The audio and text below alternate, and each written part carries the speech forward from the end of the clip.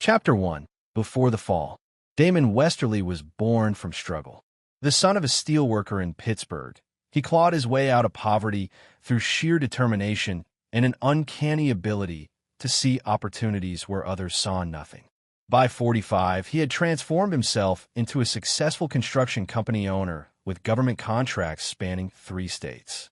At 30, he met Vanessa during a charity gala. With her ash-blonde hair and piercing gray eyes, she had captivated the room. The daughter of a middle-class accountant, Vanessa Crawford had aspirations far beyond her upbringing. She saw in Damon what many women saw: ambition, drive, and the promise of security. Their courtship was brief but intense. 6 months after their first date, they married in a lavish ceremony that became the talk of their social circle. 2 years later, Olivia was born, a beautiful girl with her mother's striking features and, as Damon would later discover, her calculating nature. For 15 years, Damon built an empire while Vanessa crafted the perfect image of a devoted wife and mother. They lived in an elegant, historic home in an exclusive neighborhood, attended the right events, and donated to the right causes. On the surface, they were the epitome of American success. Behind closed doors, cracks had begun forming years earlier. Damon noticed the way Vanessa's eyes would glaze over when he spoke about his business challenges. He saw how she became increasingly obsessed with maintaining appearances, spending exorbitant amounts on designer clothes and luxury vacations. He observed how she molded Olivia in her image, teaching their daughter that image was everything and that people were merely stepping stones to what you wanted. People are assets or obstacles, Liv, he once overheard Vanessa telling their 13-year-old daughter. Learn to use the assets and remove the obstacles. Despite the growing distance, Damon remained devoted to his family. He believed that providing financial security was his primary responsibility. He worked longer hours, took on riskier projects, and pushed himself relentlessly. 6 months before the accident, Damon noticed peculiar changes in his household. Vanessa had begun attending a new fitness class 3 times a week with religious dedication. She bought new lingerie that he never saw her wear. Their already infrequent intimate life dwindled to nothing. Olivia, now 17, grew increasingly distant and disrespectful. Once daddy's little girl, she now regarded him with barely concealed contempt, mimicking her mother's dismissive attitude toward him. "When are you leaving for Chicago?" Vanessa asked one evening, not looking up from her phone. "Tuesday. The lakefront project needs my personal attention," Damon replied, studying his wife's face for any reaction. "How long this time?" 3 days, maybe 4. She nodded absently, still scrolling through her phone. "Olivia, and I might drive up to the lake house while you're gone, for some mother-daughter time." Something in her tone made Damon uneasy. He considered hiring a private investigator, but dismissed the idea. He trusted Vanessa, or at least, he wanted to believe he could. That same night, while searching for a misplaced document, Damon found a crumpled receipt in Vanessa's coat pocket, a weekend stay at a boutique hotel downtown from 3 weeks earlier, when she had supposedly been visiting her sister in Cleveland. The reservation was for 2. 2 days later, he discovered a text message on Olivia's phone that she had inadvertently left on the kitchen counter. "Mom says we need to figure out what to do about Dad. She says Pierce thinks waiting any longer is risky." Damon didn't confront them. Instead, he began quietly investigating. He learned that Pierce Harrington was a private wealth manager at Vanessa's bank, a man 15 years younger than Damon with a reputation for specializing in wealthy female clients. A man who had apparently been managing more than just Vanessa's investment portfolio for the past 8 months. What truly cut Damon was discovering that Olivia not only knew about the affair, but had been actively helping cover for her mother, serving as lookout and alibi. As the Chicago trip approached, Damon realized he needed to make a decision. Divorce seemed inevitable, but he wanted to understand the full scope of the betrayal first. He decided to confront Vanessa after returning from Chicago, once he had figured out how to protect himself legally. What Damon couldn't know was that Chicago would change everything, just not in the way anyone expected. Chapter 2. The Accident. The lakefront project in Chicago was Damon's most ambitious venture yet, a mixed-use development that would transform a neglected section of industrial waterfront into luxury condominiums, upscale retail, and public green spaces. The project had faced numerous regulatory hurdles, but Damon had finally secured the necessary permits. This trip was meant to finalize details with investors and the construction team.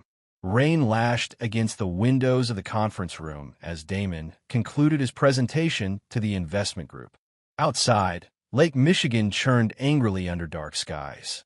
"Gentlemen, I believe we've covered everything," Damon said, collecting his documents.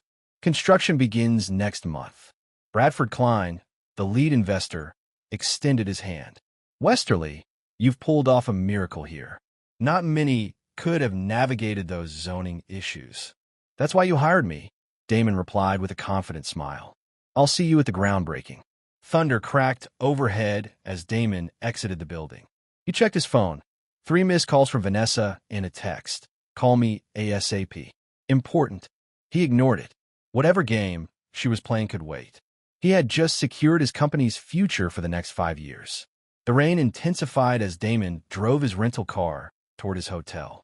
Distracted by thoughts of Vanessa's betrayal, he failed to notice the semi-truck hydroplaning until it was too late. The massive vehicle slammed into the driver's side of his car, sending it spinning across 3 lanes of traffic before crashing into the concrete barrier. Damon remembered fragments, shattering glass, crushing metal, searing pain, then darkness. He woke 3 days later in Northwestern Memorial Hospital. The damage was extensive: a shattered left femur, fractured pelvis, 3 broken ribs, punctured lung, and a concussion. The doctors told him recovery would be long and arduous. Physical therapy might restore most functionality, but he would likely walk with a permanent limp and experience chronic pain. Vanessa arrived the following day, her face a practiced mask of concern. Olivia trailed behind, visibly uncomfortable. "Oh, Damon." Vanessa's voice carried the right notes of worry, but her eyes remained cold. "The doctors say you'll need extensive rehabilitation. I've been researching facilities." What Vanessa didn't mention was that she'd spent hours on the phone with Pierce discussing how this development affected their plans. The accident had accelerated their timeline. Over the next week, as Damon drifted in and out of consciousness through a haze of pain medication, Vanessa was busy. She contacted their lawyer, gained temporary power of attorney, and began exploring options for Damon's care, all while systematically transferring funds from their joint accounts to private ones she had established months earlier. By the time Damon was lucid enough to understand his circumstances, Vanessa had already arranged for his discharge and temporary placement in a rehabilitation facility outside their hometown. "It's for the best," she insisted. "You need specialized care, and I need to manage things at home." Damon, still disoriented from medication and trauma, acquiesced. He didn't yet have the strength to confront her betrayal. The day of his discharge, Vanessa and Olivia arrived with a small suitcase of clothes and essentials. The atmosphere was tense as a nurse wheeled Damon to Vanessa's SUV. He required assistance to stand, and the brief transfer from wheelchair to vehicle left him sweating and trembling from exertion. "I can't believe how helpless you are," Olivia muttered, not quite under her breath. Vanessa shot her daughter a warning glance, but there was no real reproach in it. As they drove, Damon noticed they weren't heading toward the interstate that would take them to the rehabilitation center. Instead, they were traveling deeper into rural Illinois. "Where are we going?" he asked, fighting through pain medication fog. "We need to make a quick stop," Vanessa replied, exchanging a look with Olivia in the rearview mirror. "I need coffee for the drive." Damon's instincts, dulled by trauma and drugs, but still functioning, told him something was very wrong. He remained silent, conserving energy and clearing his mind as best he could. They were about to make their move, and he needed to be ready. Chapter 3. Abandoned. They pulled into a roadside diner called May's Place just after noon. The establishment sat isolated among cornfields, the nearest town visible only as a distant cluster of buildings on the horizon. A handful of trucks and cars dotted the gravel parking lot. "I'll get us some lunch to go," Vanessa announced, her voice unnaturally bright. "Olivia, help your father inside." You should use the restroom before a long drive. The effort to exit the vehicle was excruciating. Damon leaned heavily on the temporary cane the hospital had provided, his breath coming in short gasps as pain radiated through his pelvis and leg. Olivia stood nearby, not offering assistance, her expression a mixture of disgust and impatience. Inside, the diner was sparsely populated, a few truckers at the counter, an elderly couple in a booth, and a family with young children near the windows. Damon lowered himself carefully into a booth while Olivia stood awkwardly beside him. "I'll get Mom," she said, turning toward the door. "Wait," Damon called, his voice stronger than it had been in days. "Sit down, Olivia." Perhaps it was the unfamiliar authority in his tone, but she hesitated, then slid into the seat across from him. "How long has your mother been sleeping with Pierce Harrington?" he asked quietly. Color drained from Olivia's face. "I don't know what you're talking about." "Don't lie to me." "Not now." His eyes, clear despite the medication, bored into hers. "You've been helping her hide it." Olivia's shock quickly transformed into defiance. "So what if I have? You were never there anyway. Always working, always gone. I was building a future for us." She laughed, a harsh sound too bitter for a 17-year-old. "No, you were building a future for yourself. Mom and I were just accessories." Vanessa approached the table, having overheard the last exchange. Her practiced smile evaporated. "Well, this is unfortunate timing," she said, placing her purse on the table. "We had planned to have this conversation somewhere more private." "What conversation?" Damon asked, though he already knew. Vanessa slid into the booth beside Olivia, creating a united front against him. "This isn't working, Damon. It hasn't been for years. I met someone who appreciates me, who sees me as more than just the pretty wife at company functions. Pierce Harrington." Damon's voice was flat. Vanessa didn't bother denying it. "Pierce understands me. We connect intellectually, emotionally." She paused physically, "In ways you and I never did. And you decided that while I was recovering from near-fatal injuries was the perfect time to tell me?" "Actually," Vanessa's voice hardened, "we've decided it's over. Pierce and I are starting a new life together. Olivia will be coming with me, of course." "Of course," Damon echoed, a strange calm settling over him. "And what's your plan for me?" Mother and daughter exchanged glances. Olivia spoke first, her young face twisted with cruelty learned from her mother. "We don't need a cripple holding us back," she said, the words striking like physical blows. "You're useless now. You'll never be the same. Pierce says your company will probably fail with you in this condition." Damon stared at his daughter, barely recognizing the child he had once adored. "And you're okay with this? With abandoning your father?" "You're not my real father anyway," Olivia spat. The revelation hit Damon like another car crash. He turned to Vanessa, who shrugged. "Did you really think she was yours?" "Look at her, Damon. She looks nothing like you. I was already pregnant when we met. I needed stability, a good provider. You were convenient." The pieces fell into place. Why Vanessa had pushed for marriage so quickly, why Olivia had always felt somewhat distant despite his efforts. 17 years of lies. Vanessa stood abruptly. "We need to go. Pierce is waiting." "You're just going to leave me here?" Damon asked, his voice eerily calm despite the storm raging inside him. "Your wallet and phone are in your bag," Vanessa said, already moving toward the door. "There's enough cash for a cab. Figure it out, Damon. You were always good at solving problems." As they walked away, Olivia turned back with a smirk. "Bye, Dad. Don't call us. We'll call you." "Or not." They left, laughing together as they climbed into the SUV.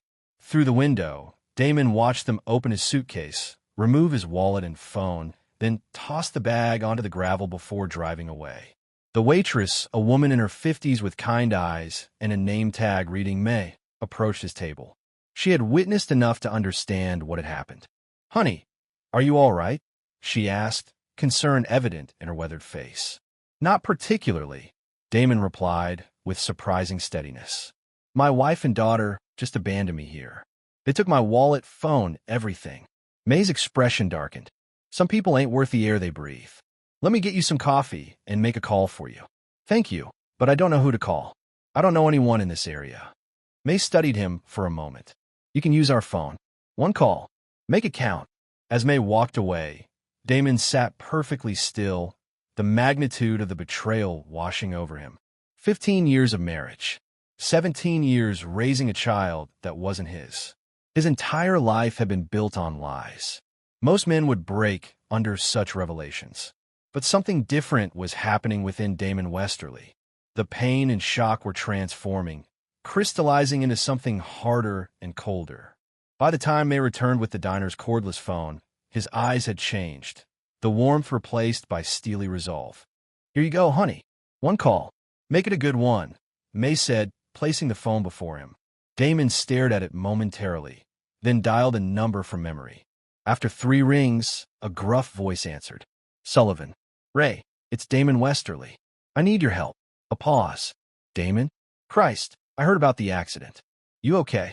No, Damon replied truthfully. I'm in trouble. I need extraction and resources. Like Sarajevo. Another pause, longer this time. That bad.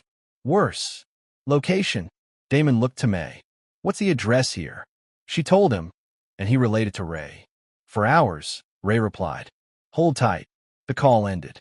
Damon handed the phone back to May. Thank you. Your friend coming to get you? She asked. Yes. He'll be here in a few hours. May nodded, satisfied. Good. Coffee's on the house. You need anything else, you just holler. As May walked away, Damon's phone rang from the pocket of Vanessa's discarded purse, which she had left behind in her haste.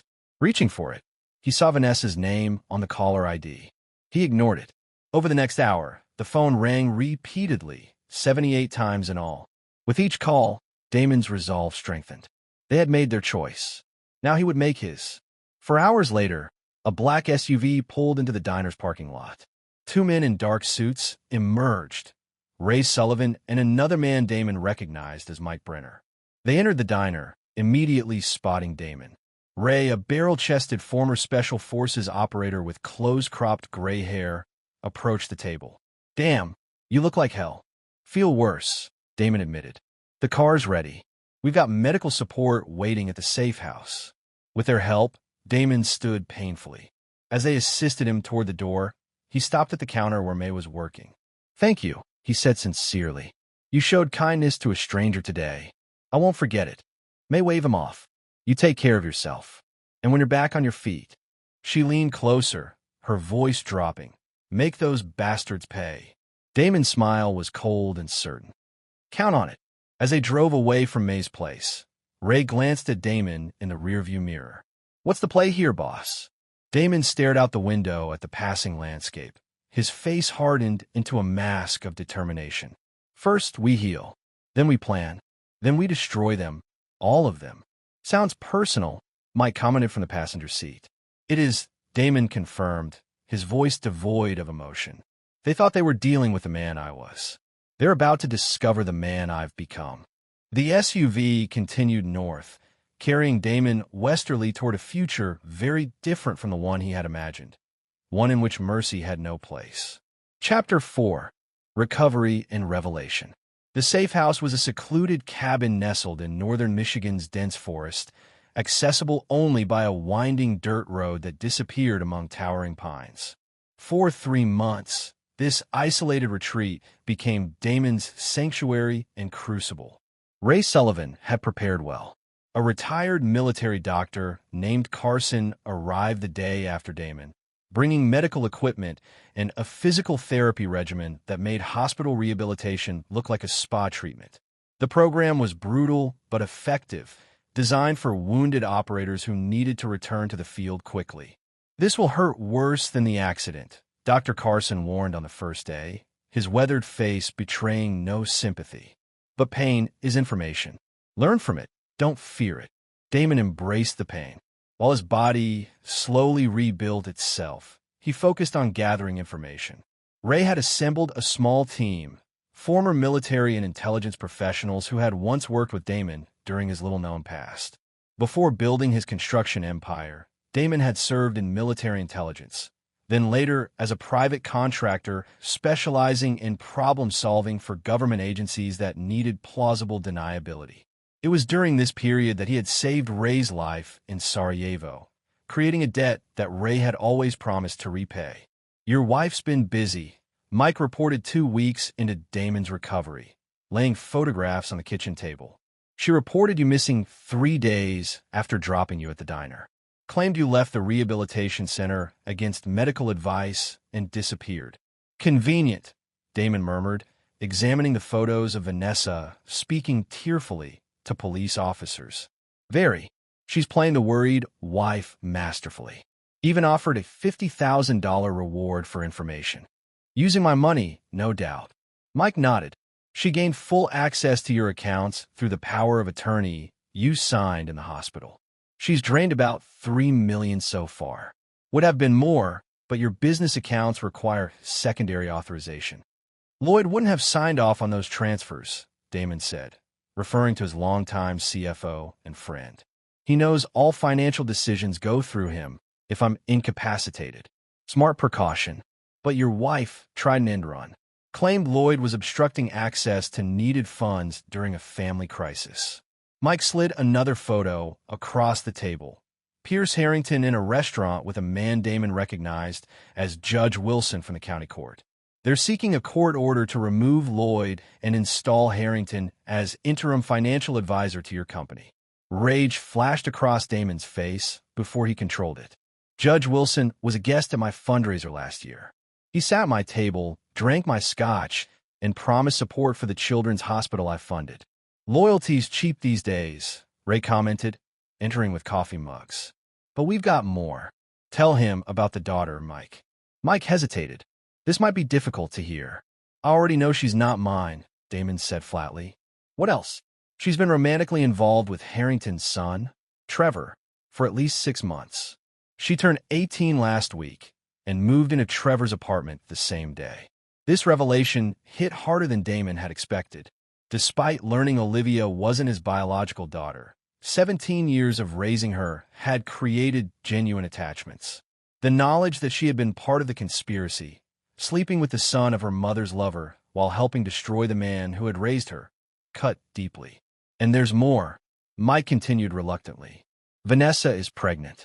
For months along, according to medical records we accessed. Harrington's the father. Damon absorbed this final betrayal in silence, his face unreadable. The others exchanged concerned glances, uncertain how he would react. When he finally spoke, his voice was calm, controlled. Show me everything you have on Harrington. I want to know who he is, who he answers to, every account he manages, every client he serves, every secret he keeps. Over the following weeks, as Damon progressed from Walker to Kane, the team compiled an extensive dossier on Pierce Harrington. The picture that emerged was illuminating. Harrington wasn't merely an ambitious wealth manager. He was a calculated predator with a pattern of seducing wealthy female clients, manipulating them into lucrative financial arrangements, then discarding them. Vanessa was simply his latest target, perhaps his most ambitious one.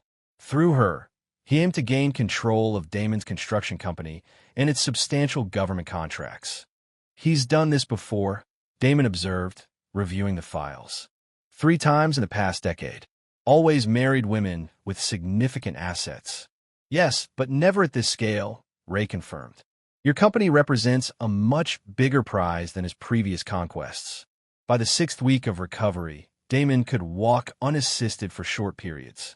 The chronic pain remained, but he had learned to function through it, even use it, the constant reminder of betrayal fueling his resolve. During physical therapy one morning, Dr. Carson observed, "Your recovery rate is remarkable. Most patients with your injuries would still be in a wheelchair." "Most patients aren't motivated by revenge," Damon replied, completing another punishing set of exercises. "Is that what drives you?" "Revenge." Damon considered the question. "Justice," he finally answered. "They decided I was worthless, disposable. They need to understand the consequences of that miscalculation." In the cabin's makeshift command center, the team continued gathering intelligence. They discovered that Harrington had convinced Vanessa to file for divorce, claiming abandonment. The courts were processing the request, with Vanessa's lawyer arguing that Damon's disappearance constituted desertion. "They're pushing for asset division before you're declared legally dead," Mike explained. Harrington's got a judge in his pocket who's fast-tracking the proceedings. Judge Wilson, Damon guessed. The same. They're also spreading rumors that you embezzled government funds and fled to avoid prosecution, creating a narrative to explain your disappearance and potentially seize your company through regulatory intervention. Damon's expression darkened. They're not just taking what I have, they're destroying what I built. By the third month, Damon had regained enough strength to begin the next phase. His body would never fully recover. The limp would remain permanent, as would some degree of pain, but he had adapted, transformed his weaknesses into a new kind of strength.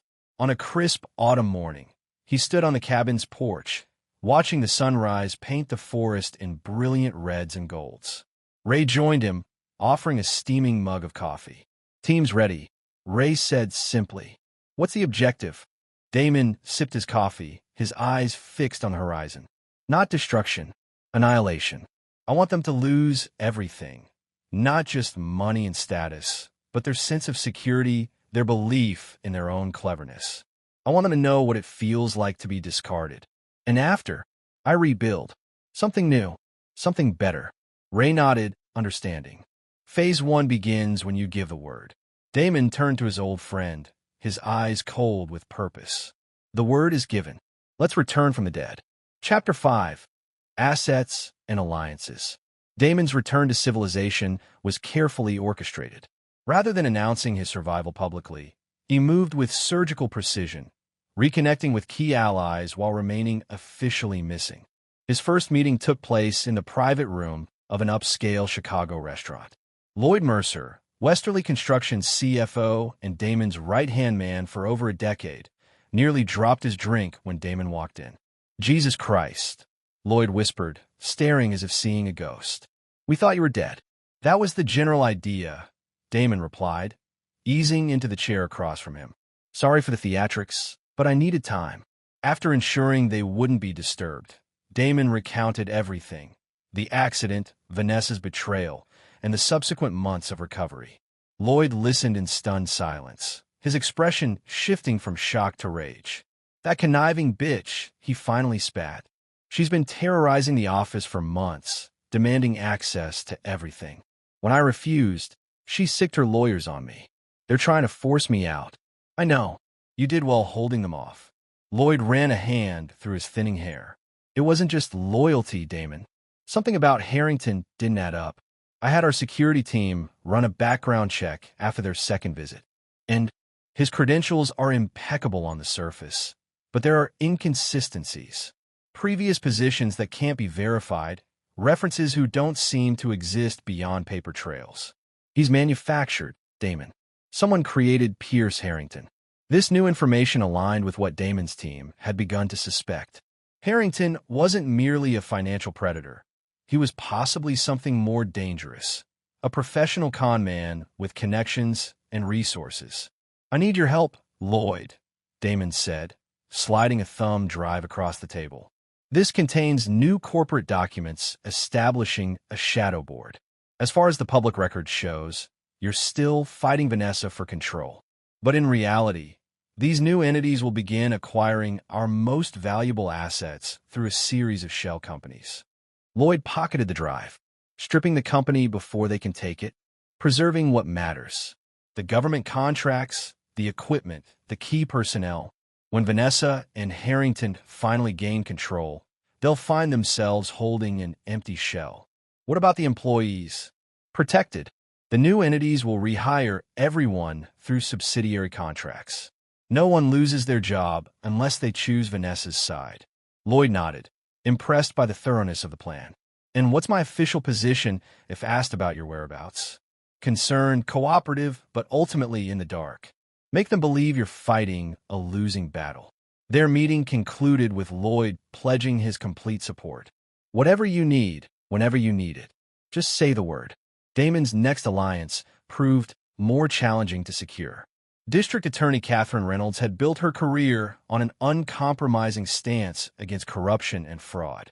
She was also one of the few public officials who had consistently refused Damon's campaign contributions over the years, preferring to maintain her independence.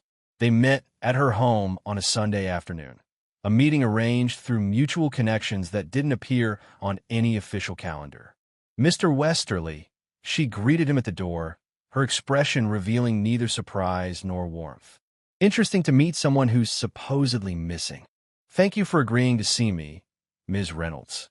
She led him to a modest study lined with law books. I'm listening, but my time is limited. Make your case. Damon laid out the evidence his team had compiled on Pierce Harrington.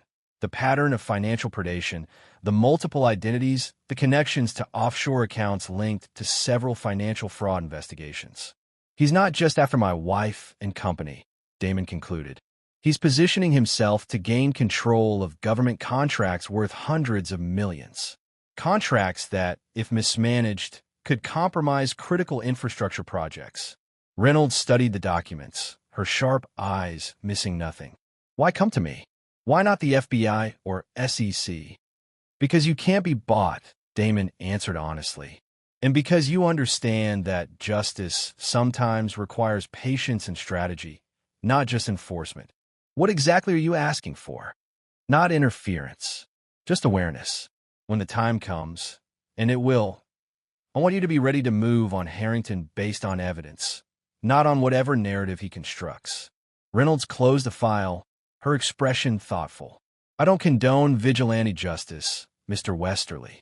I'm not asking you to. I'm providing information about potential financial crimes that fall within your jurisdiction. What you do with that information is entirely your prerogative. After a long moment, she nodded. I'll keep this on my radar. But understand this. If you break the law in your pursuit of justice, I won't hesitate to prosecute you as well. I would expect nothing less. As Damon built his coalition of allies, Ray and Mike worked on infiltrating Harrington's operation. Mike, leveraging his background in corporate espionage, secured a position in the bank's security department. Ray focused on Harrington's personal life, establishing surveillance on his residence, office, and regular haunts. Their efforts yielded valuable intelligence. Harrington maintained a separate apartment where he conducted business away from Vanessa's knowledge. He had regular meetings with men identified as having connections to organized crime in Boston and Philadelphia. Most importantly, they discovered he was preparing to move substantial funds offshore once the court granted him control of Damon's assets. He's planning to gut your company and disappear, Ray reported during their weekly briefing at a secure location. Vanessa's just another mark to him. Once he has what he wants, he'll discard her like the others. Does she suspect anything? Damon asked. No.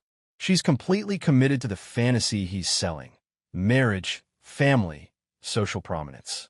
She believes they're building a future together. Damon absorbed this information without visible emotion. And Olivia? Mike hesitated before answering. She's fully integrated into Harrington's world.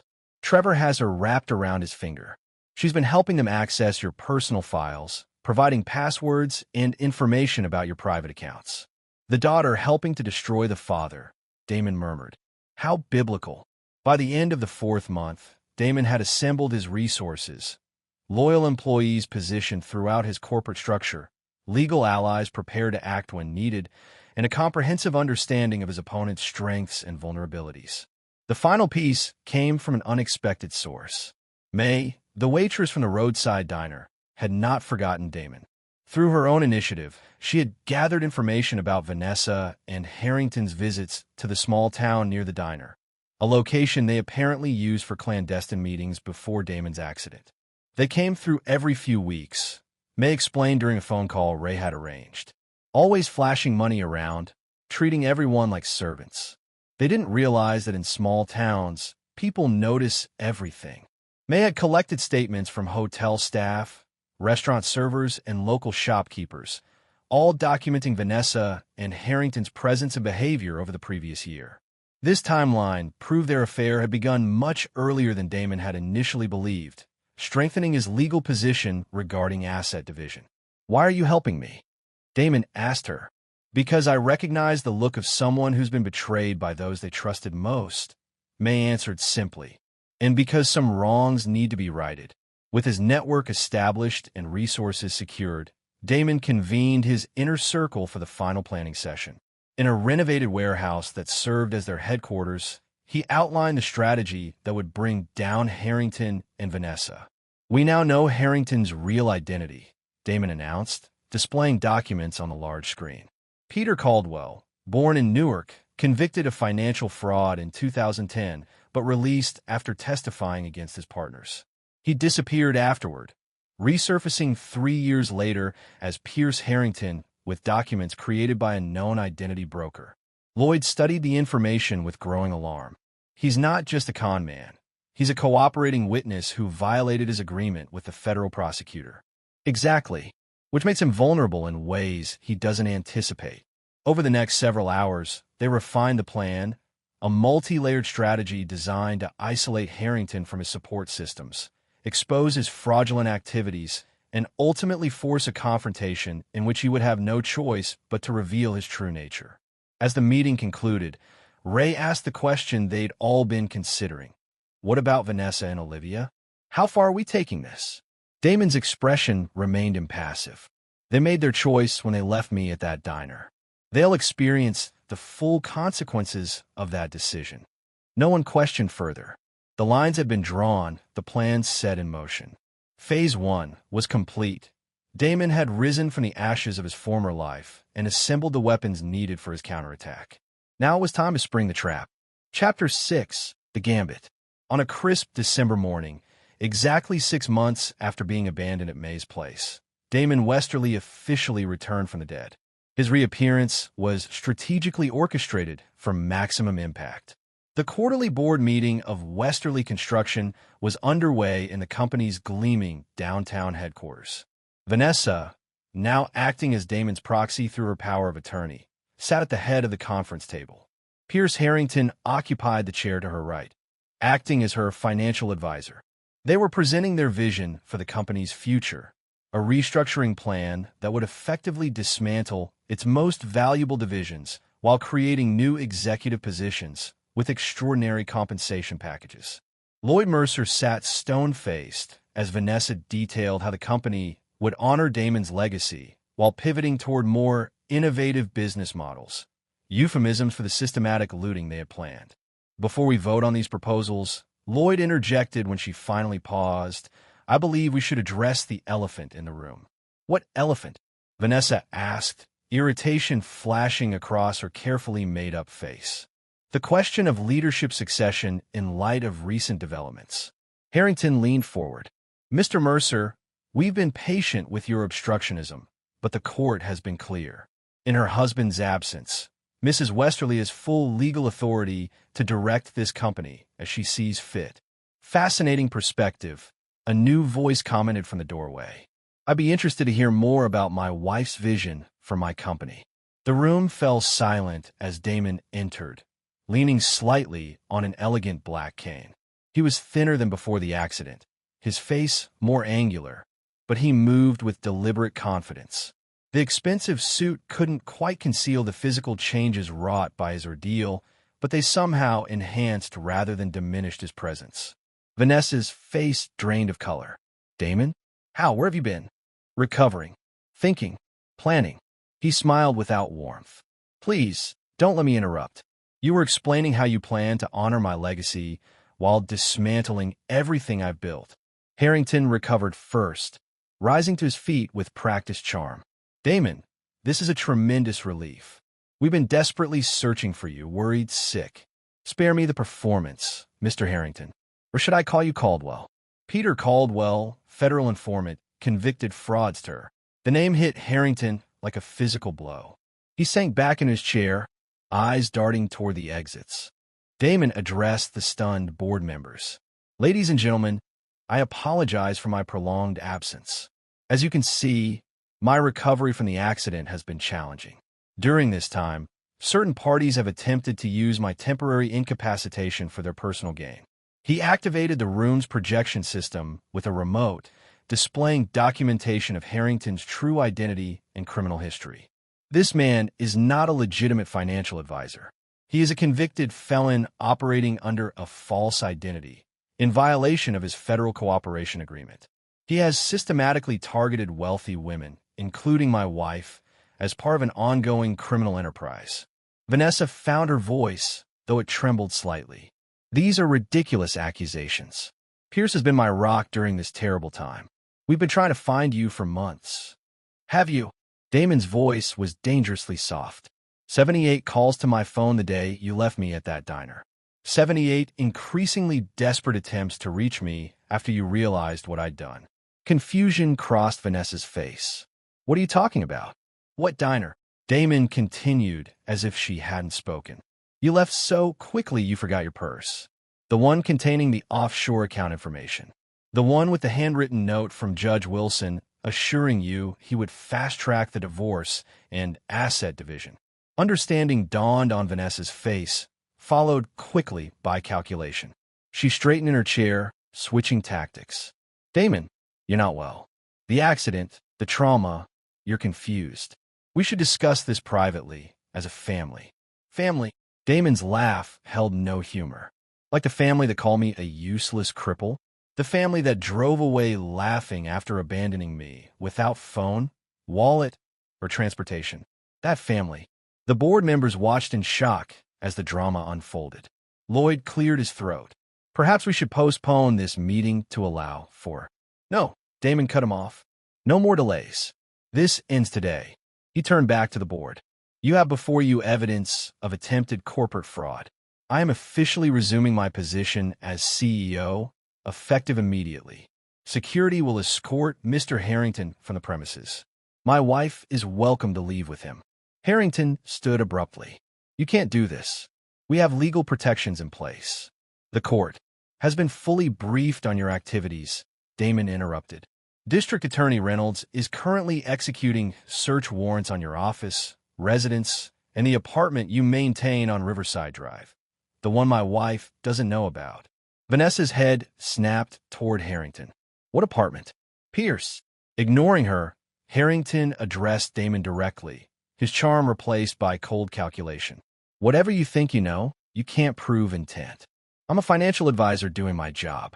Your wife sought my professional help during a difficult time. Is that the story you're going with? Damon asked mildly. He activated the projection system again, this time displaying text messages between Harrington and Trevor discussing their long game with Vanessa and Olivia. The messages explicitly outlined their plan to gain control of Damon's assets, including references to the convenient accident that facilitated their timeline. Harrington's composure cracked. Those are private communications. You had no right. Speaking of communication, Damon continued relentlessly. Olivia sends her regrets. She won't be joining us today. She's currently being interviewed by federal agents regarding her role in accessing secured company servers. Trevor is similarly engaged. The color drained from Harrington's face. You're bluffing. In response, Damon played a video clip on the projection screen. Surveillance footage showing federal agents escorting Trevor and a visibly distraught Olivia from Trevor's apartment building. This is happening concurrently across the city, Damon informed the room. Mr. Harrington's network is being dismantled as we speak. His offshore accounts have been frozen. His false identity has been reported to the federal authorities who granted him witness protection. Protection he violated by resuming criminal activities. Vanessa, finally grasping the magnitude of what was unfolding, turned on Harrington. What is he talking about? What have you done? Harrington's response was immediate and brutal, self-preservation overriding any pretense of affection. This is absurd. Vanessa approached me. She orchestrated everything. She told me her husband was abusive, controlling. She begged for my help in escaping him.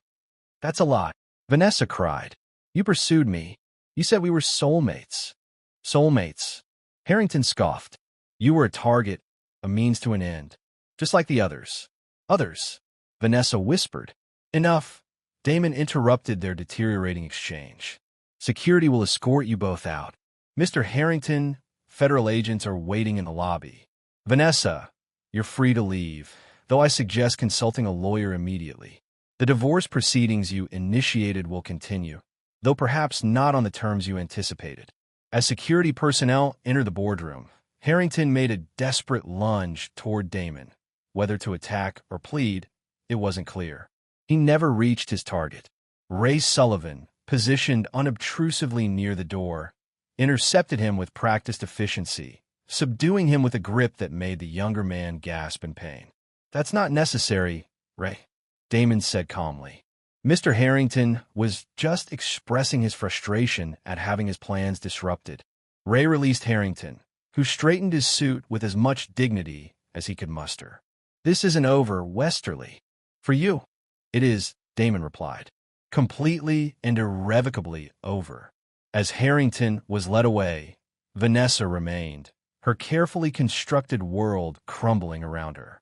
"Damon, please. We need to talk. This pregnancy is not my concern," Damon finished for her. "You made your choice, Vanessa. Now you'll live with it. You can't just throw away 15 years of marriage." "I didn't," Damon replied, his voice devoid of emotion. "You did.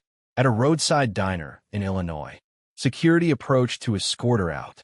Before leaving, she made one last desperate appeal. 'What about Olivia?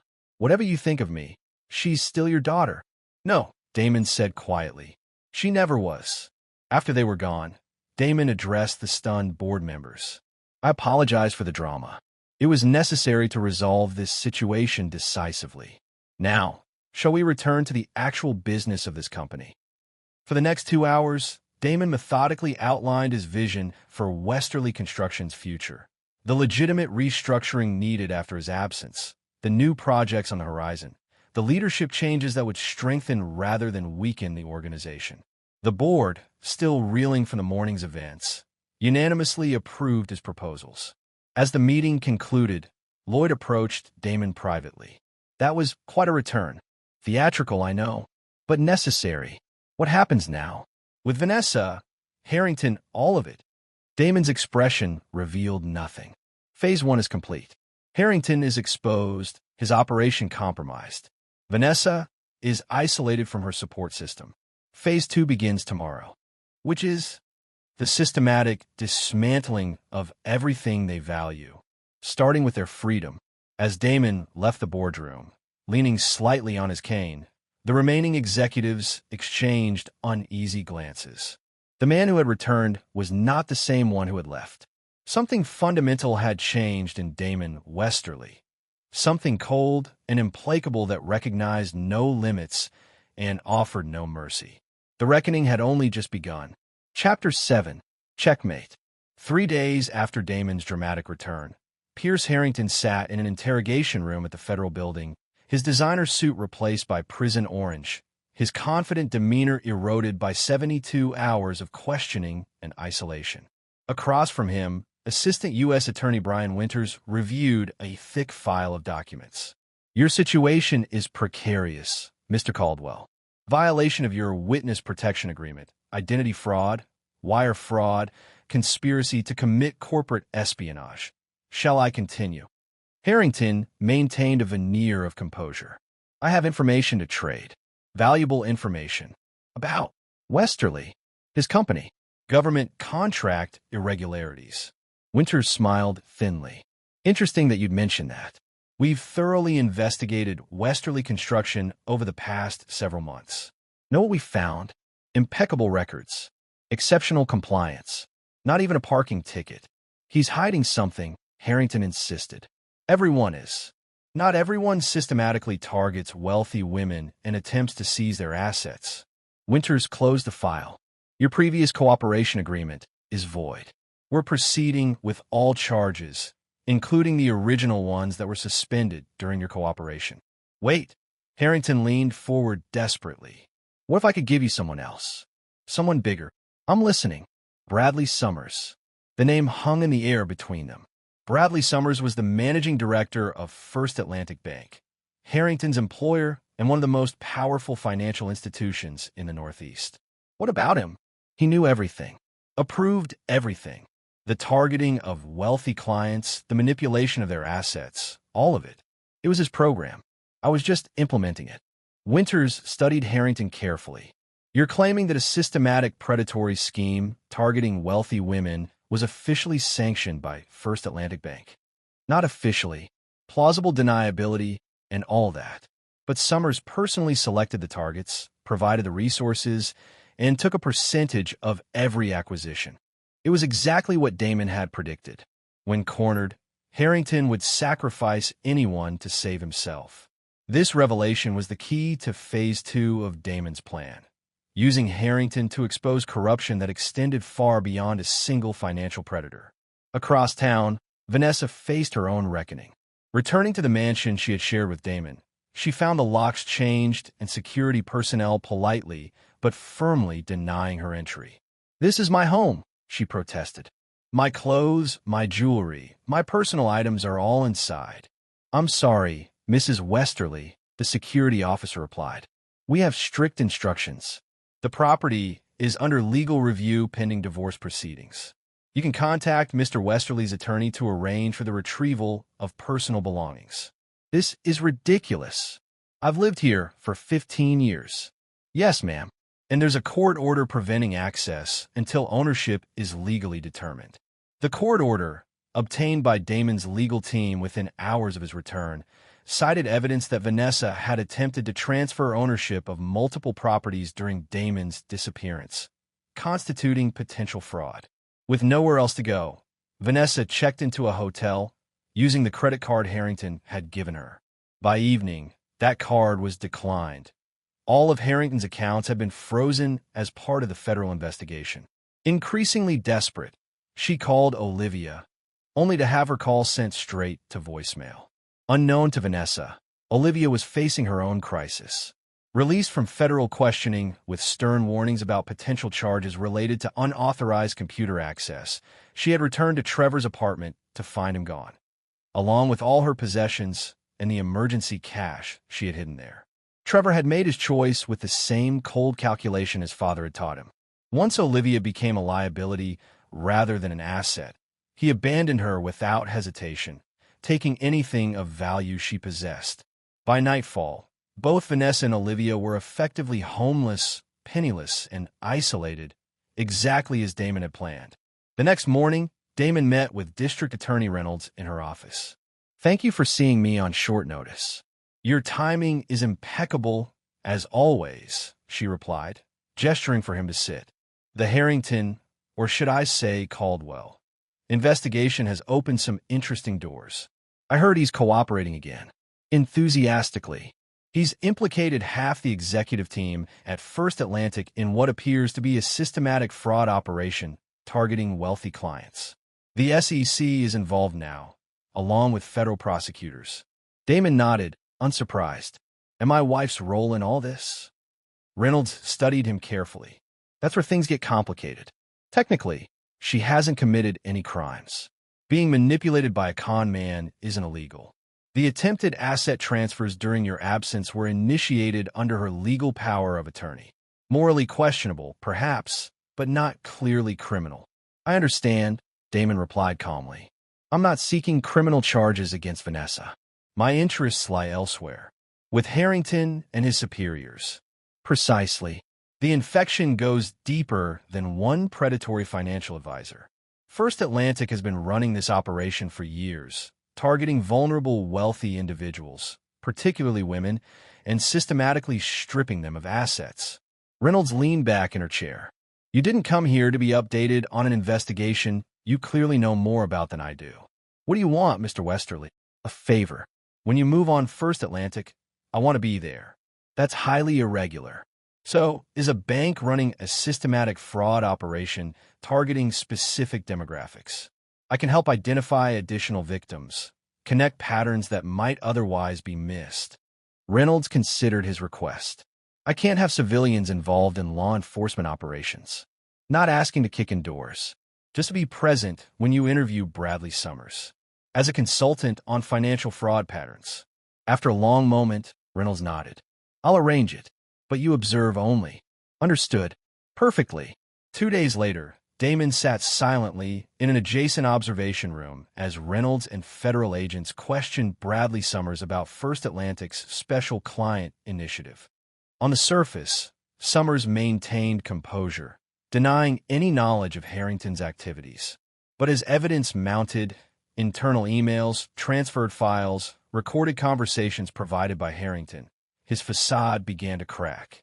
The breaking point came when Reynolds presented a recorded conversation between Summers and Harrington discussing Vanessa specifically, referring to her as a premium acquisition target due to Damon's assets and her psychological vulnerability to flattery and attention. "She's perfect," Summers could be heard saying on the recording. "Vain, insecure despite the wealth, desperate for validation. Classic profile. How soon can you move her into position?" Watching through the one-way glass, Damon felt no satisfaction at this confirmation of what he already knew, that Vanessa had been deliberately targeted, manipulated by experts who recognized and exploited her weaknesses. It changed nothing about her choices or actions, but it did expand the scope of his vengeance beyond the immediate players. By the end of the week, First Atlantic Bank was under full regulatory investigation. 11 executives, including Summers, faced criminal charges. The bank's stock plummeted as news of the scandal broke, triggering a financial crisis that rippled through related institutions. Damon watched it unfold from his office, where Lloyd had just delivered the latest update. First Atlantic's collapse is triggering regulatory reviews at 3 other major banks, Lloyd reported. They're finding similar patterns: systematic targeting of wealthy individuals through personal relationships, staged romances, manufactured investment opportunities.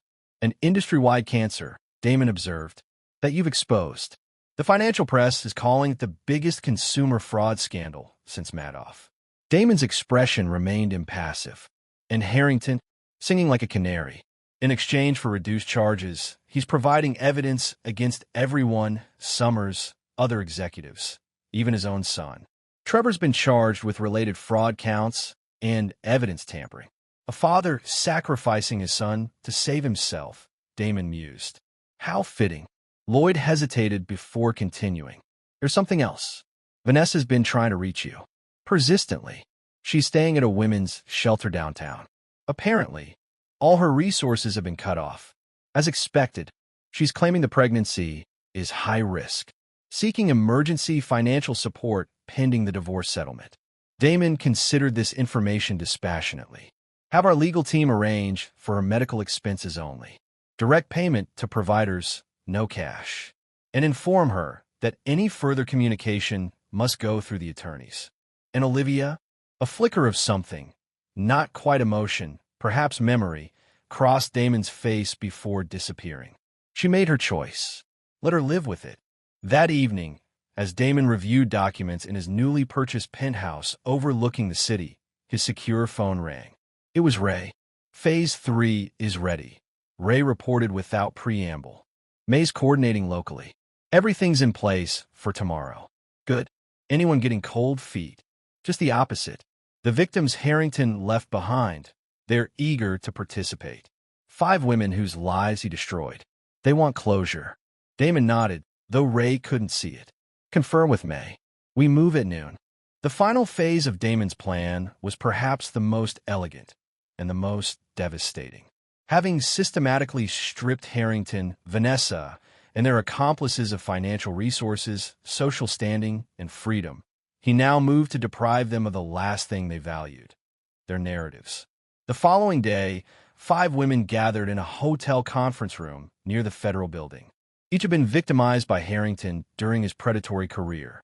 Each had lost assets, reputation, and, in some cases, family relationships due to his manipulations. Each had been contacted by May, who had spent months tracking them down through records and social media. May herself presided over the gathering, her waitress uniform replaced by a business-like pantsuit. "Ladies, thank you for coming. You all know why you're here. Today, you'll meet with federal prosecutors to share your experiences with Peter Caldwell, a.k.a. Pierce Harrington.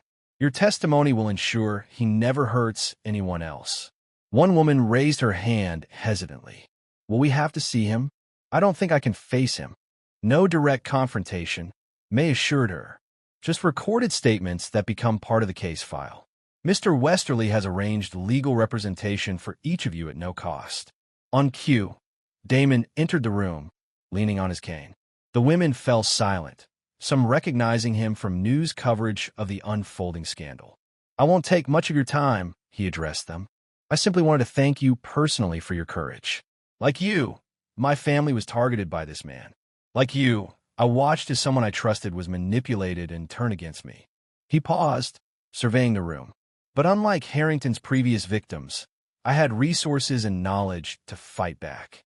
Today, you're not just helping build a case against one man. You're exposing a system that has victimized countless individuals. Your voices matter. Your experiences matter." The sincerity in Damon's voice moved several women to tears. One stood and approached him. "My husband left me after believing Harrington's lies about my mental stability," she said quietly. "My children won't speak to me. I lost everything." Damon met her gaze steadily. "I know, and while I can't restore what you've lost, I can promise you this. Harrington and his enablers will pay for what they've done. Not just legally, but completely. They will understand what it means to lose everything they value." As the women prepare to give their statements, Damon left the hotel, his part in this phase complete. The victim testimonies would ensure maximum sentences for Harrington and his superiors. More importantly, they would forever define him as a predator in the public record. No future reinvention, no second chances. Back in his office, Damon received regular updates as events unfolded. Harrington's cooperation agreement collapsed when prosecutors discovered he was still withholding information. Trevor, following his father's example, attempted to trade information for leniency, further implicating both Harrington and Summers in additional schemes. The final piece fell into place when Vanessa, desperate and isolated, approached prosecutors offering to testify about conversations she had overheard between Harrington and his associates. Her statement, while limited in scope, provided collaborative evidence for specific fraud charges. By day's end, the case against First Atlantic's leadership was solidified. The scandal had expanded to include regulatory investigations of 3 additional financial institutions. And Damon Westerly, once left for dead at a roadside diner, had orchestrated one of the most comprehensive takedowns in financial history. That evening, he sat alone in his penthouse, watching the city lights below. The phone call he had been expecting finally came. "It's done," Ray reported. Harrington's plea deal collapsed. He's facing 25 to 30 years. Summers and 3 other executives took deals. They'll testify against the remaining holdouts. Trevor's looking at 5 to 10 for his role. And the women's testimonies entered into evidence. Harrington tried to have them excluded, but the judge denied the motion. Their statements are now part of the permanent record. Damon nodded, satisfied. "And our other matters?" "Vanessa's divorce filing is proceeding. Given the circumstances, her claims on your assets have been significantly reduced. The prenuptial agreement you had is being enforced despite her challenges. She'll receive the minimum settlement required by law, enough to live on, but not in the manner she's accustomed to. The pregnancy? Confirmed legitimate. Due in 5 months. Damon absorbed this information without visible reaction. "And Olivia?" Ray hesitated. "She's struggling. Trevor cleaned her out before disappearing. She's been staying with friends, looking for work. No contact with Vanessa. Keep monitoring both situations. No direct intervention." "Understood. Anything else?" Damon considered the question. "Yes. Arrange a meeting with May for tomorrow. I have a proposition for her." The call ended, leaving Damon alone with his thoughts. The plan he had set in motion months ago had executed perfectly. Harrington and his network were destroyed. Vanessa and Olivia were experiencing the consequences of their betrayal. Justice, by his definition, had been served. Yet as he gazed out at the city skyline, Damon felt no triumph, no satisfaction, only a cold certainty that what he had done was necessary. The man abandoned at that roadside diner had died that day. The man who emerged was something else entirely. Someone who recognized betrayal as the only unforgivable sin and extracted its full price without hesitation or remorse. Tomorrow would bring new challenges, new opportunities.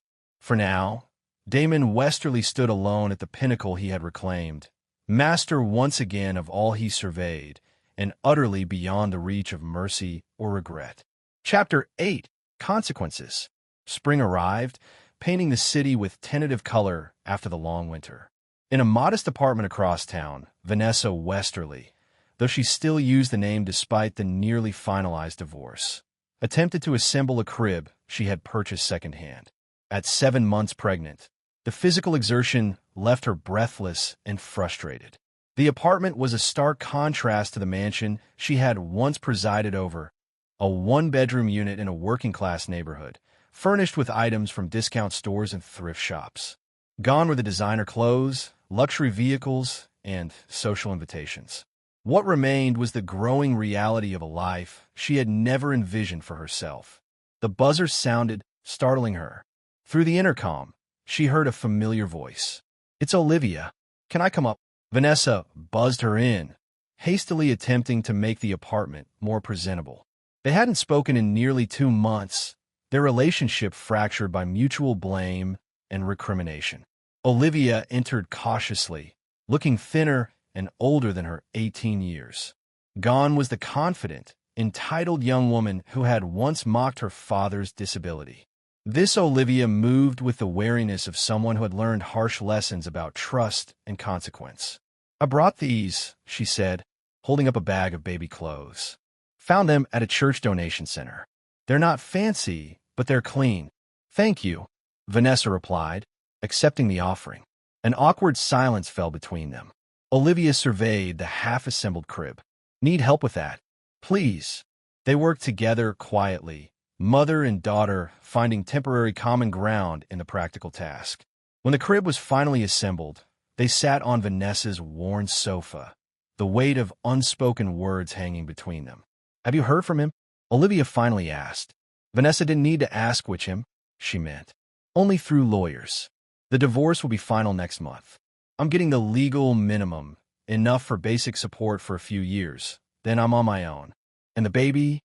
He's acknowledged paternity, but waived all parental rights. He'll pay child support as legally required, nothing more." Olivia nodded, unsurprised. "That's more than he's done for me. You're not his biological child, Liv. You never were. I know that now. But I was raised as his daughter for 17 years. That should count for something." Bitterness tinged her voice. "Instead, he's erased me completely. No contact, no support, nothing."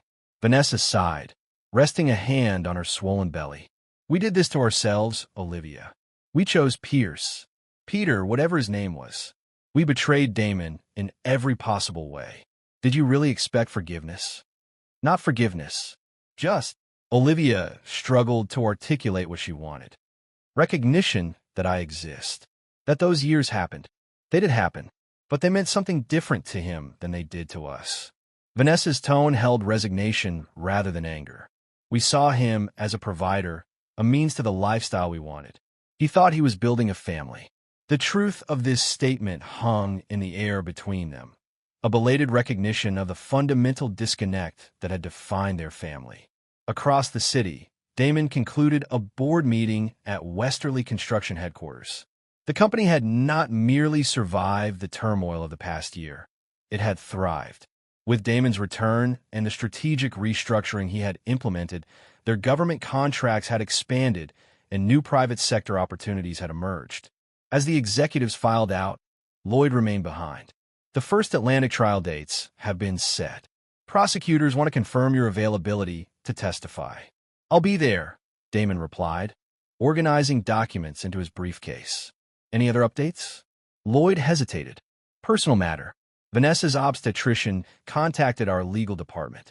There are complications with the pregnancy, nothing life-threatening, but requiring additional monitoring. Insurance questions." Damon's expression revealed nothing. "Ensure all medical expenses are covered as outlined in the settlement agreement. No restrictions on necessary care." "Understood." "And," Lloyd paused, choosing his words carefully, "there's been a development with Olivia.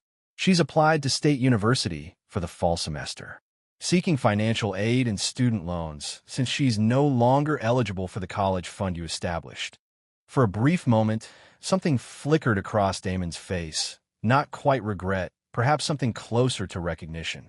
Then it was gone, replaced by his now customary impassivity. "That's her prerogative," he replied neutrally. "Was there anything else?" Lloyd shook his head. knowing better than to push the issue. The new lakefront project proposals are ready when you are. After Lloyd departed, Damon remained at the conference table, gazing out at the city skyline. The First Atlantic scandal had expanded beyond anyone's expectations, revealing systemic fraud throughout several major financial institutions. Bradley Summers had accepted a plea deal, implicating higher executives in exchange for a reduced sentence. Harrington, having violated his cooperation agreement, faced the full weight of federal charges without mitigation. The professional satisfaction of this outcome was undeniable. Damon had not merely survived an attempt to destroy him. He had systematically dismantled the entire criminal enterprise that had targeted him and countless others. Yet personal satisfaction remained elusive. The hollowness that had taken root the day of his abandonment persisted, unaffected by his victories or the suffering of those who had betrayed him. His phone chimed with a message from Ray. Meeting confirmed. May arriving at 2 p.m. Damon checked his watch. He had just enough time to review the documents for his next appointment before May's arrival. At precisely 2 p.m., May was shown into his office. She had transformed significantly since their first encounter at the roadside diner. Her waitress uniform replaced by a tailored business suit, her formerly tired expression now reflecting confidence and purpose. "Mr. Westerly," she greeted him, extending her hand. "Or should I just call you Damon now that I'm officially on your payroll?" "Damon is fine," he replied, gesturing for her to sit. "How is the program progressing?" The program was Damon's newest initiative, a foundation established to support victims of financial predators like Harrington. May, with her natural empathy and newfound administrative skills, had proven the perfect director for the operation. "We've identified 23 additional victims across 5 states," she reported, providing legal support to 12 who are pursuing civil damages. The support groups are growing weekly. Women who lost everything are finding their voices again. Damon nodded, satisfied. And the educational outreach expanding. "We've developed materials identifying warning signs of financial predation. 3 regional banks have adopted our training modules for their staff. It's making a difference." There was pride in May's voice, the pride of someone who had found meaningful purpose after years of routine work. Damon had recognized her potential that first day at the diner, seeing in her not just kindness but intelligence and determination that circumstances had never allowed her to fully express. "I have something new for you to consider," Damon said, sliding a folder across the desk. "A scholarship program for individuals affected by financial fraud. Educational opportunities for those who lost access to college funds or career training due to victimization." May reviewed the proposal, her expression thoughtful. "This is substantial funding. You're talking about full rides for dozens of students annually." "Yes, the foundation can absorb the cost. The question is implementation. Can you develop selection criteria and an application process?" "Of course," May answered confidently. "But may I ask what prompted this specific initiative?" Damon's expression revealed nothing. It addresses an identified need. Nothing more. May studied him with the perceptiveness that had drawn him to hire her initially. "This wouldn't have anything to do with your daughter's college application, would it?" "Former daughter," Damon corrected automatically. "And no, this program will help genuine victims rebuild their lives." May didn't press further, but a knowing look crossed her face. "I'll have preliminary framework by next week. Any specific requirements for eligibility? Keep it broad. Focus on potential rather than past performance. People who've experienced trauma often show inconsistent academic histories." After May departed with the proposal, Damon returned to his scheduled meetings and calls. The rhythm of business, contracts, negotiations, strategic decisions filled the remainder of his day, demanding complete attention and leaving no room for personal reflections. Evening found him alone in his penthouse, reviewing final documents for an upcoming project. A glass of whiskey sat untouched at his elbow, a habit from his former life that now held little appeal.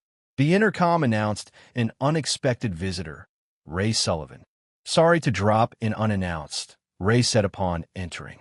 "Thought this was better delivered in person." He handed Damon a manila envelope. Inside was a sonogram image and a brief medical report. Routine monitoring, Ray explained. As you requested, the pregnancy is progressing. Some concerns about low birth weight, but otherwise stable.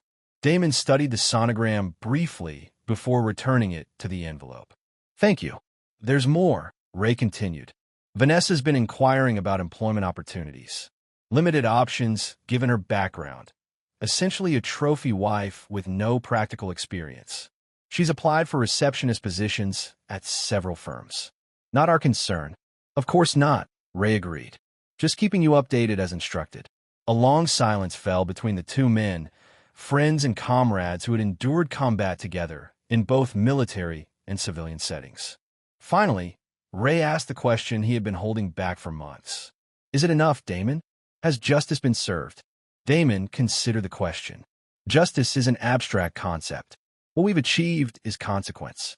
Everyone involved has faced the natural outcome of their actions. That's all anyone can expect in this world. And what about your consequences? Ray pressed gently.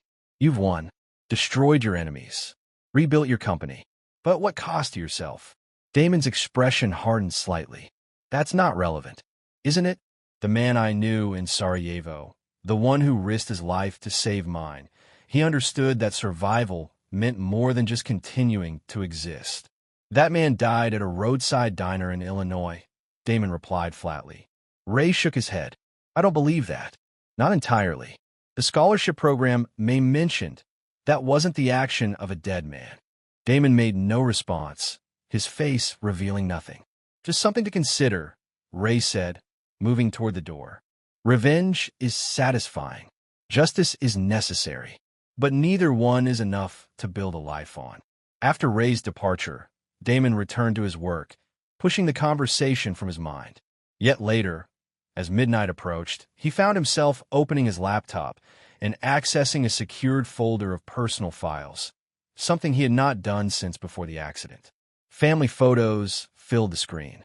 Holidays, vacations, celebrations spanning 15 years. Vanessa's face in the earlier images showed genuine happiness, before ambition and dissatisfaction had corrupted her. Olivia's progression from toddler to teenager was captured in dozens of moments. First day of school, dance recitals, father-daughter camping trips, all built on lies. Yet the emotions Damon had experienced in those moments had been real. The pride, the love, the sense of purpose that came from believing he was building something that would outlast him. He closed the folder without dwelling on the images. The past was immutable. What mattered was the path forward, shaped by decisions made with clear eyes and unclouded judgment. The following morning brought news that Pierce Harrington had accepted a final plea deal, 30 years without possibility of early parole in exchange for testimony that would dismantle the remainder of the fraud network. His son Trevor received 8 years for his role in the scheme. Damon received this update during his morning briefing with Lloyd, acknowledging it with a brief nod before moving on to company business. The matter was concluded. Justice, by his definition, had been served.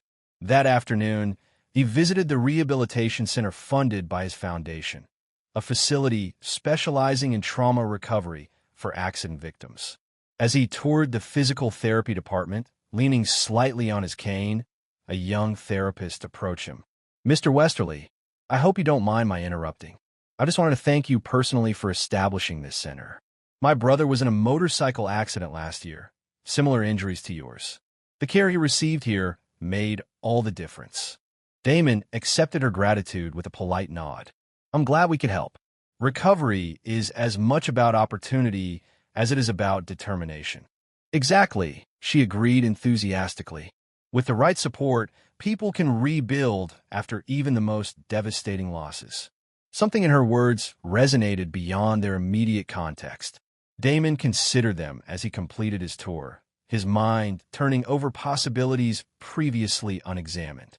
That evening, he made a call he had been contemplating for weeks. District Attorney Reynolds speaking. Catherine, it's Damon Westerly. I have a proposition I'd like to discuss. I'm listening.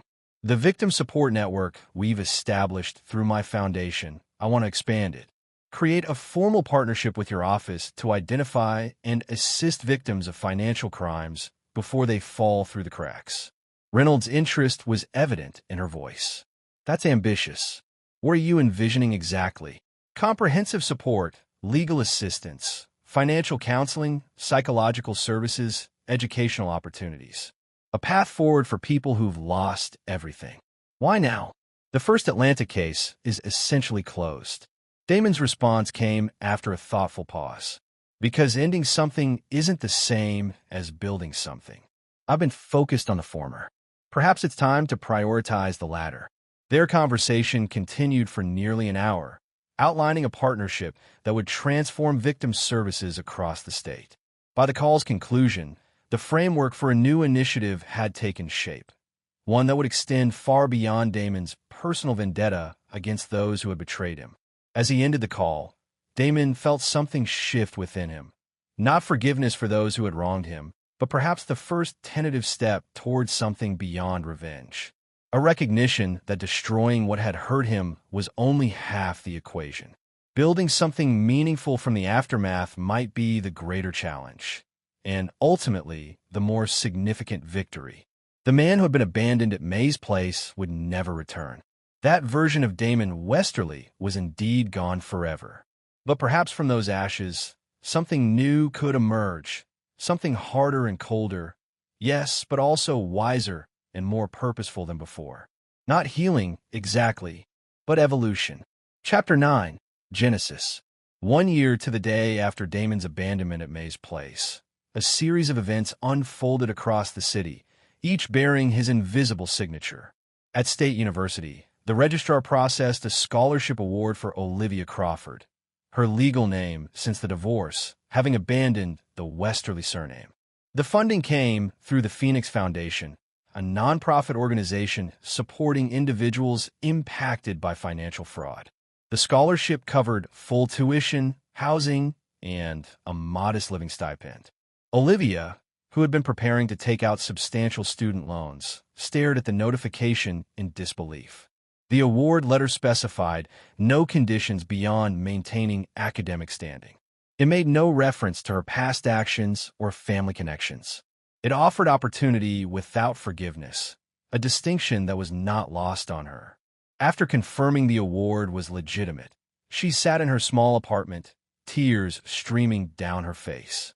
Not tears of gratitude or relief, but of complex recognition, understanding that this represented not reconciliation, but a final statement.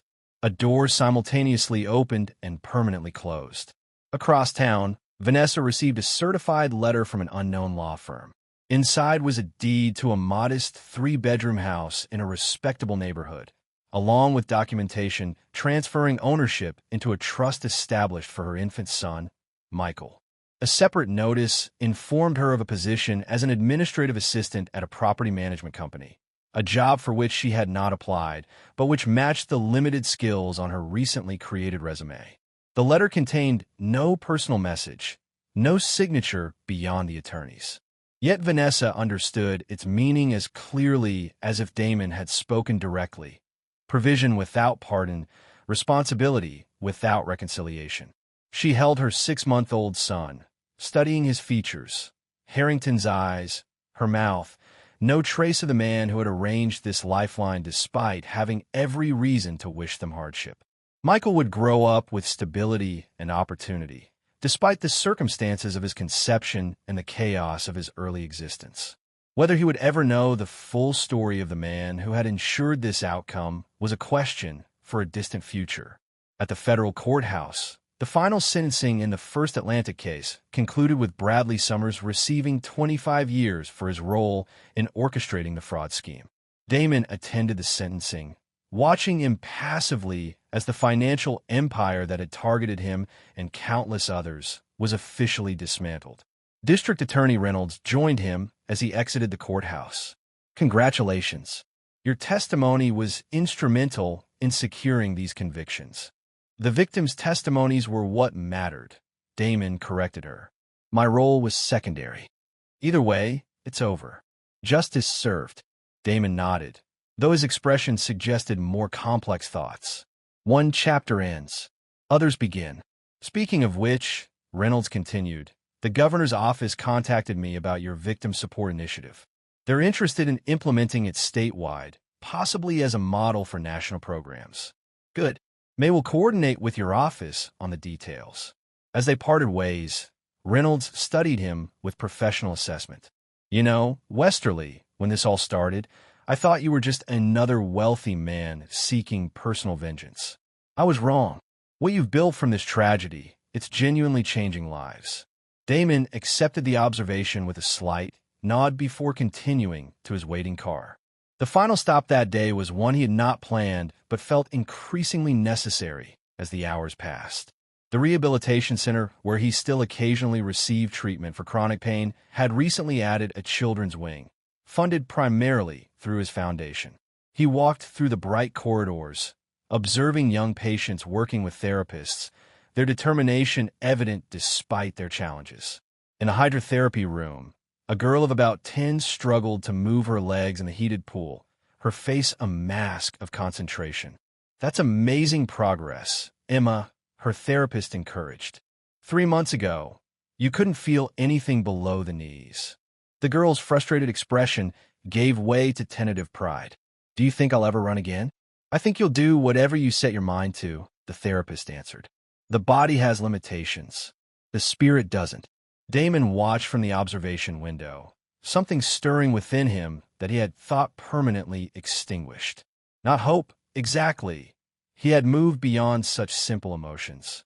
Perhaps recognition of potential, the human capacity to rebuild from devastating loss. That evening, he returned to his penthouse for a scheduled meeting with Ray and May. The Phoenix Foundation had expanded dramatically over the past year, requiring more formal governance and strategic planning. The scholarship program has 57 recipients now, May reported, her natural compassion balanced by newly developed executive skills. Retention rate is 94%. We're making a difference. And a victim support network? Damon inquired. Ray took over, operating in 7 cities. We've helped over 300 individuals rebuild after financial predation. The partnership with law enforcement has been particularly effective, catching victims early in the process before they lose everything. The model works, May added. We're getting inquiries from other states, even federal agencies. They want to replicate what we've built. Damon nodded, satisfied. What had begun as an instrument of his personal vengeance had evolved into something larger and more significant, a systemic response to institutional predation. After reviewing operational updates and approving expansion plans, the formal meeting concluded. May departed for another appointment, leaving Damon and Ray alone. 1 year today, Ray observed, pouring himself a small measure of whiskey from Damon's sideboard. Since the diner. Yes. Thinking about it, Damon moved to the floor-to-ceiling windows, gazing out at the city lights emerging as dusk fell. I was thinking about what died that day, and what survived. Ray waited, allowing his friend space to continue if he chose. The man who believed in family above all, he died, Damon finally said. The man who trusted without verification, who built his life around others' happiness, he's gone. And what survived? Purpose, clarity, the understanding that betrayal is inevitable but not definitive, that what matters is not what is taken from you, but what you build afterward. Ray studied him thoughtfully. The scholarship for Olivia, the trust for Vanessa's son, the job opportunity. Those weren't acts of a man defined solely by vengeance. They weren't acts of forgiveness either, Damon replied firmly. Merely recognition of responsibility. The choices they made don't erase the commitments I made, even if those commitments were based on lies. Fair enough. Ray set down his glass. And what about your own future? Beyond business, beyond the foundation. Personal connections. Relationships. Damon's expression revealed nothing. Some bridges can't be rebuilt once burned. Some transformations are permanent. Meaning I don't seek what I sought before. Family, trust, conventional connection. Those belong to a different man, a different life. And this life? What does it seek? Damon turned from the window, his face set with quiet determination. Impact. Legacy. building systems that outlast individuals, creating something that can't be destroyed by personal betrayal.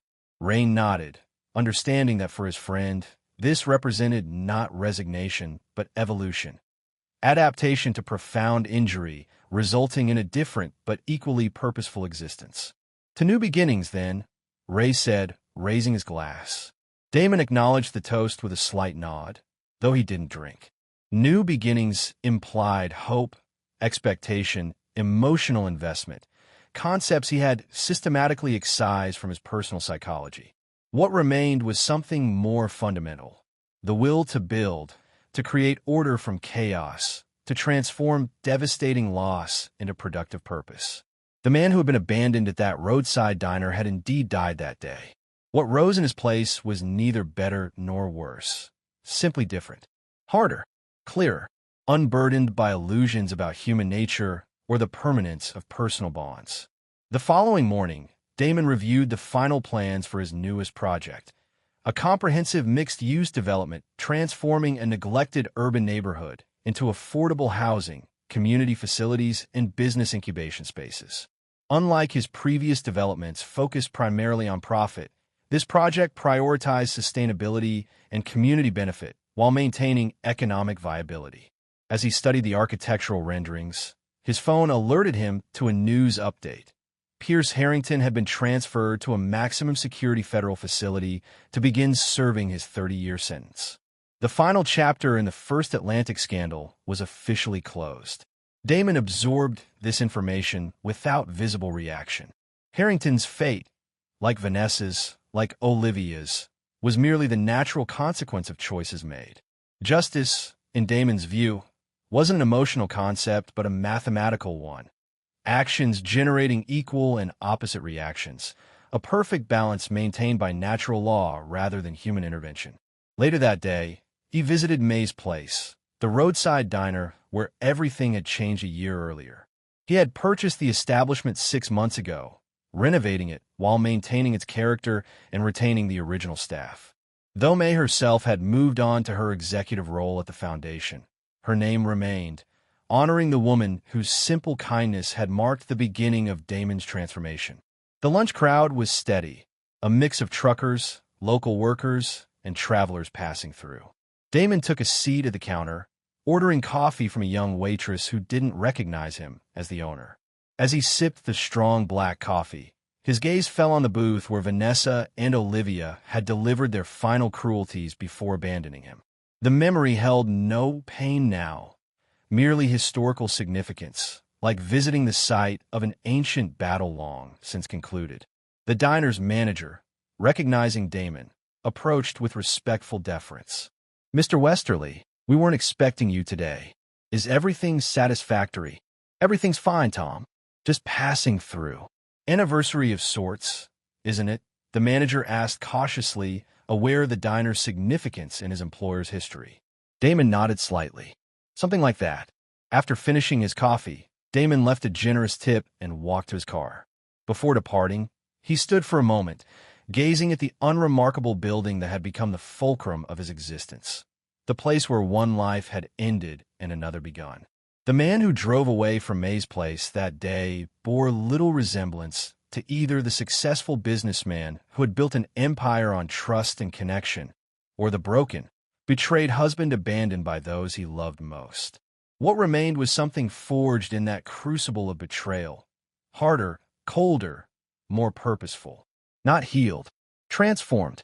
As he merged onto the highway, Damon felt neither triumph nor regret for the path he had chosen. The destruction of those who had betrayed him had been necessary, but ultimately secondary to what came after, the creation of something new from the wreckage of what was lost. His phone rang through the car system, Lloyd calling with updates on the new development project. Damon answered, his voice steady and certain as he discussed next steps, future plans, the continuing work of building something that would outlast personal trauma and betrayal. The road stretched before him, leading not back toward what was lost, but forward into what could yet be created. Not a journey of recovery or redemption, but of genesis, the emergence of something entirely new from the ashes of what came before. A man who never forgave. A man who never forgot.